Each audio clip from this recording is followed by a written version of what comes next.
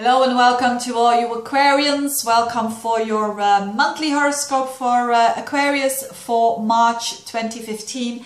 And this is one of those months that is really a very dynamic month. And it is happening so much. And I think the main things that I can see is the eclipse, Mercury doing some important having some important aspects, and also the Pluto-Uranus square. Let's start with the eclipse, because the eclipse is the moon and the sun. It's a total solar eclipse, so the moon and the sun are together in Pisces in your second house, 29 degrees, and it's on around the 20th of the month.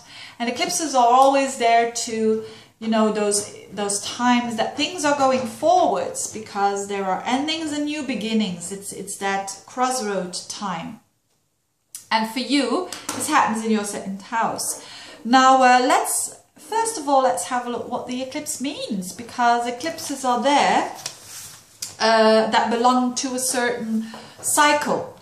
It is called a Saros cycle. If you don't know anything about that and you want to know something about it, have a look at my other video I made below. You can find it below here. And another astrologer, Bernadette Brady, has done a lot of research when it comes to eclipses. And she also always makes an interpretation of eclipses of the flavor. Some eclipses are hard, others are softer.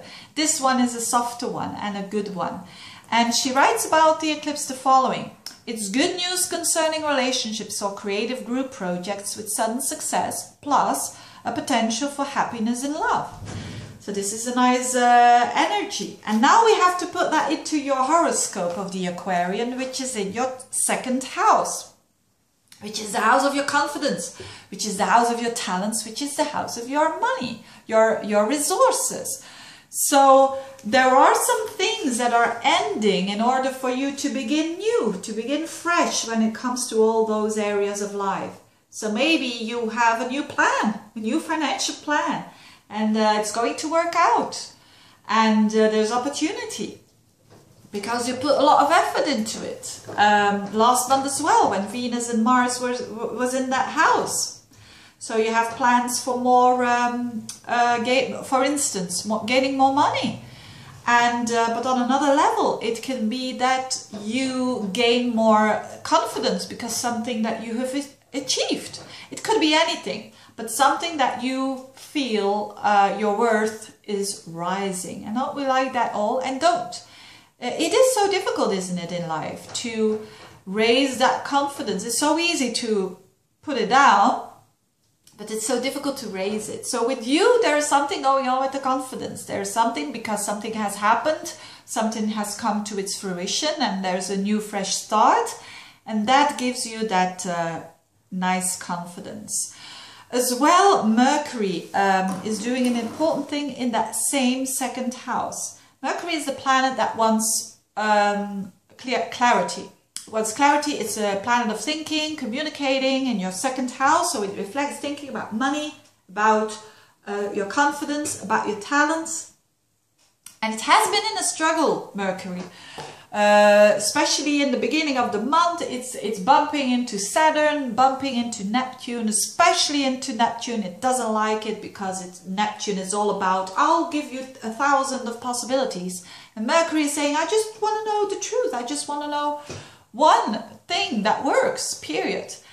And so there has been some unclarity before the clarity shifts, and the clarity comes already around the 18th, so even before the eclipse. 18, 19, 20, there is clarity around those issues that I just said around, well, not issues, but the second house. So more clarity. So if you have had unclarity, confusion when it comes to your resources, confusion when it comes to your self-worth, it has had a, you know, sometimes we really have to work hard to get or to remain confident. Now there is this shift because every Neptune transit, or the meaning of a Neptune transit, is actually giving you clarity. It sounds paradoxical, doesn't it? Because it gives you unclarity in the first place. But then it shifts into clarity.